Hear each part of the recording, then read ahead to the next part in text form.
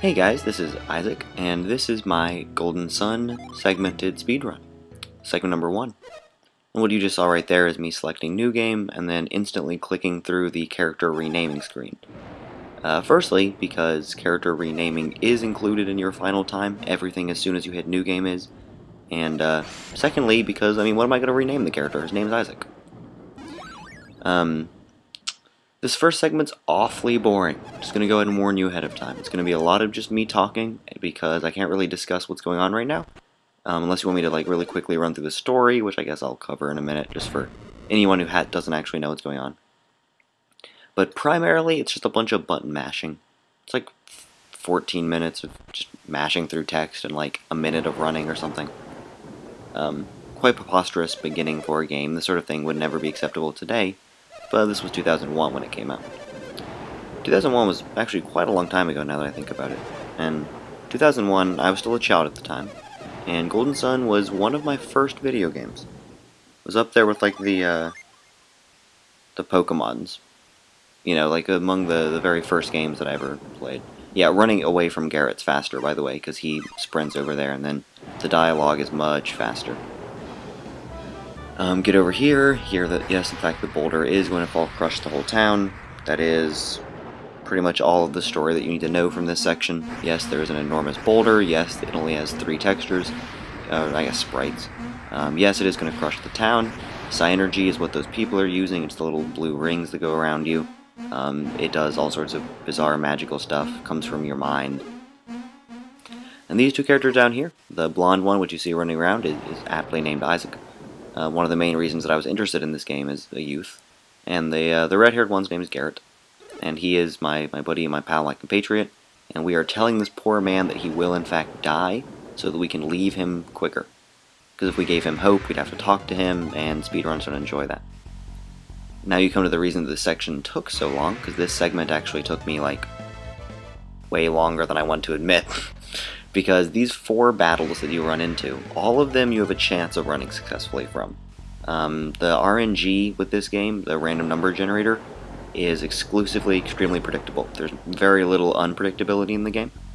But a new game does funky things to the RNG. Like, it pretty much resets it to a random value as far as I can tell. So you can't actually predict whether or not you'll run from the battles. You can do it from just a regular hard reset, but not from an actual new game. So these 4 battles I just kind of had to manipulate into successful runs. And that's what took the vast majority of time that I put into this segment.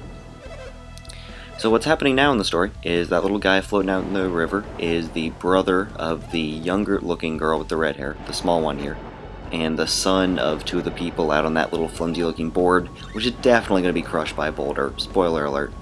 This is Isaac's mom. Her name's Dora. She's telling him to go to the plaza. I said, yes, I will in fact help you. Because Gina's going to the plaza, and Isaac's got a bit of a thing for Gina. And I wasn't talking the third person there. This is going to get really confusing really fast, the more I think about it. But, I'll just generally assume that I'm referring to him, not myself. So there's the 4th battle, which I usually have quite a bit of difficulty running from. That and the second one trip me up a lot. Now I get to enter the town proper, which is like 7 houses and 20 people. There's a lot of interesting living arrangements, apparently, in Valean culture. That little kid there by the rock is actually really interesting, the one to the left of the screen. Because those of you that have played the game may remember that when you talk to him, he says something to the effect of, hey, I can use Psynergy too, and then he lifts that little rock. The really interesting thing is that he is, as far as I can find, the only character in the game that you can talk to through a solid object. So start up a new game, spend like 3 minutes running down to get to him, stand right behind that tree and target him, like, press A. You will actually speak to him. It will drag you physically through the tree and position you next to him. It's pretty interesting, actually. I can't really find anywhere else that does that. Obviously no relevance to a speedrun, but I know the game really well, so I'll be including lots of fun random facts like that. Here we just went and got some big burly guy because he has Psynergy like all big burly guys do. And he's going to use that energy to save Felix, who, despite being a big burly guy, does not have enough Psynergy to save himself from the middle of the river, even though he has been holding on to that little stump in a torrential downpour for several minutes. But of course we're all going to walk downstairs, and tragically be just an instant too late. Everyone freezes up, and Felix ends up getting smashed into tiny bits by a boulder, along with all the people on that little I don't know, peer, which is, of course, Gina's parents and also Felix's parents, because as I stated, they're related. And that other guy, whose name escapes me, Kyle. Kyle, who is Isaac's father. The guy on the left there, he's just sitting there. And yeah, I don't really know what's up with this sequence. It just kind of goes into like freeze frames. And then you get to a little bit of an awkward point in the speedrun here where like Isaac's, covering up his face and just kind of standing there. And after just like a period of time, you can start moving. But I haven't really pinned down like the exact millisecond I should press run. So that time I pressed it like a little early and then I had to repress it. So I probably lost like 2 frames there or something.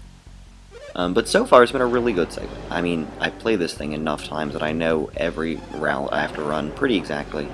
Obviously, whenever there's a yes-no question, it usually doesn't matter what you answer. Like, in a fair portion of the times, it literally gives you the exact same plot progression, regardless of what you do. And the most it ever does is, change their response for just one text bubble. But I do always pick whichever choice is faster. I have timed them all. And these two characters, Mystery Man and Mystery Woman, Saturos and Minardi, are, yeah, her name is actually Minardi, are, the main villains. And that battle there is not actually optimal. It's actually optimal if you get, like, hit by, what's it called? Meteor shower? Meteor storm? Something like that? It's Minardi's Synergy group attack. You want her to use that whenever she gets her first turn, instead of just regular attacking. Because you want to have your entire team get killed by one Synergy, because you're supposed to lose that battle. It's a forced loss for some random reason. But it's actually only marginally slower to get killed by Saintoros' Eruption, because the Synergy animation for Meteor Storm, I believe it's called, is really long. It actually takes a long time to kill you. So actually using the really fast Eruption Synergy animation, even with Minardi's attack phase, isn't all that much longer. I don't even think it's a full second. It's pretty close though. And this is unique in that I believe it's the only scene in the entire game where Isaac's not actually present, given that he is the main character, but also, one of the typical silent protagonists. So they want to develop Garrett and Gina alone a little bit. It could very well be Jenna, by the way, but I was very young when I learned her name, and I've called her Gina ever since. I don't really care enough to try and change my ways just for these commentaries. But yeah, I think this is pretty much the only time that we ever hear them having a conversation without Isaac in it. It's a pretty lame conversation. It's just them bickering, a little bit of awkwardness, kind of reveals that Garrett has, super hots for Gina. I mean, come on, who wouldn't? Every guy in Vale does. And in case you haven't caught on, Gina is much of the crux of the whole coming-of-age, yeah, this is a coming-of-age story, by the way. I don't know if you noticed, but they all got taller because 3 years passed in that little title sequence that I skipped through. Yeah, coming-of-age story. She is the crux that sends them out on their journey when she gets kidnapped by Mystery Man and Mystery Woman. Spoiler for, like, segment 3 or something. Not very far in the future, don't worry. I'm not going to spoil the entire game, but I certainly will belittle the plot as much as I can as I go along. Despite how important this game was to me growing up, it's still a bit whimsical at times. A bit long-winded, you could say. I mean, just keep in mind how many cutscenes we've seen in these, what, not even 9 minutes yet? Yeah. So this is Isaac using his Synergy to patch up the roof. I think they're just trying to show us that Synergy is versatile by using it to do 2 things, which are move things and stop things, which are both pretty much the same thing, actually. Synergy has many applications beyond that, but they don't really feel like showing us those yet. Now Dora can come up on the roof and walk over all the spots he just patched up. In a minute we'll see Garrett walk on them and they'll break instantly because roof holes and plot holes, I guess. Makes a sort of sense.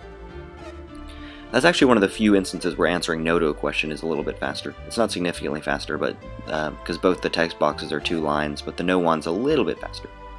And usually if it's, an absolutely identical character count, or at least really close to being identical, so that since you skip through individual words when you button mash, it doesn't really matter if the characters are like 2 different or something. In those circumstances, I find it's faster to just go ahead and say yes, because the nod is a little bit faster than the shaking your head no. Just a little fun fact. Progressing through the story, I'd be really tempted to speed this up, but I do want to keep it as an accurate time keep on my my speedrun time, even though there is an in-game timer, which is generally agreed to be consistent, even though not entirely accurate. We're not really sure what it leaves out, but it is consistent, so as long as everyone uses it, doesn't really matter what it leaves out. And I will try and do stuff like menu stuff as fast as possible anyway. Like early on, I think the only menu I've had to do so far is right after leaving my house, which is the house I'm on the roof of now. I had to select fast text speed. Although, because I am brave, because I love speed and all you people, I did not turn off whatever messages or whatever it's called, which is these little annoying bleep bleep bloop noises that they make when they talk. I'm not sure if I'm going to leave audio in this. Maybe you can hear it. I'll probably leave audio in. So those noises can be turned off, but it would add like half a second to do so. So I'm just going to suffer through them for like 400 hours or however long it takes me to record all these segments. You better be thankful, all of you. Garrett's foot in the roof, I guess. As previously stated, those areas were already walked over by Dora, but when Garrett does it, it's just unacceptable. And coming up pretty shortly, we have another, what I believe is the only time this ever happens. We actually have the little party member joining, but we have two of them in the same bubble. I skipped through it too quickly to be read, but if you had seen that bubble, it would have shown both Garrett and Gina join your party. Here the camera centers on Isaac, but it only gives you control then. I was not just standing there. It just doesn't give you control back for a few seconds for no apparent reason. And now we're going to go pick up this really old scholar for no discernible reason. I think the whole idea is he's like our teacher, but he just kind of babbles incoherently and teaches us about things that really we should understand at this point. I think that they're like 16 years old, maybe 17. Maybe it's 15 actually. Somewhere in the 16-year-old range at this point. And, you know, Creighton's teaching them things like ocean, like, you know, what an ocean is. Which, admittedly, for people that have never seen an ocean, I could see having some difficulties comprehending it, but I think that by age 16, you should have at least kind of understood it. But I digress from the plot development which is occurring, which is me telling Sainteros that, yes, my mission with Creighton is more important than whatever the hell you're doing down here. And then he's like, yeah, yes, guess it is, gonna back off. And he backs off, I run past them while they creepily turn and follow me like an old painting. Walk up here, hear Creighton babble some ridiculous stuff about some sort of temple on a mountain up above Vale, which might be the next massive plot point or something like that, I don't know, probably not significant. So you can just ignore what he's saying, if you can even read it at all. You know, now that I actually watch the recording back, because, like, you know, while I'm in the game, I'm mostly focused on mashing and thinking about my next few actions. I don't actually look at the text bubbles. But now that I'm actually trying to read them, they go by really fast. So I guess that at times I will probably need to actually accurately cover the plot. So let me go ahead and state that, yes, we are going to go invade a temple. The reasoning being that Sainteros and Minardi have been there, and you're not supposed to be there, so we're going to go there to see if they've been there. Yeah, not making that up. Something about, you know, proof before we go to the elders or anything. Forget the fact that they are literally blue and red skinned lizard people. Just ignore that. It's not even like a cue at all. I mean, typically if I saw someone that was literally a different color and half lizard and covered in spines, and vividly remember them beating me up 3 years ago and leaving me for dead in the middle of a rainstorm, I generally assume that yes, they had committed something villainous. But that really doesn't advance the plot very much. You know, Golden Sun would be a pretty lame game if it was just like, oh, you know, 13 minutes in, just turn in the villains and you just win. Although there is an option to essentially lose the game. Ooh. Most of you probably caught that. That is the mistake of this segment. When that happened, I was really tempted to reset, but as I've stated, I really have put way too much time into this as it is. I did not want to have to do this all again. And it was almost at the end anyway. I was just like, you know, I'll take that second. I can lose that second. Everything else is so optimized that I'm pretty happy with this segment. I'm going to try and record segment 2 as quickly as I can because it is pretty easy.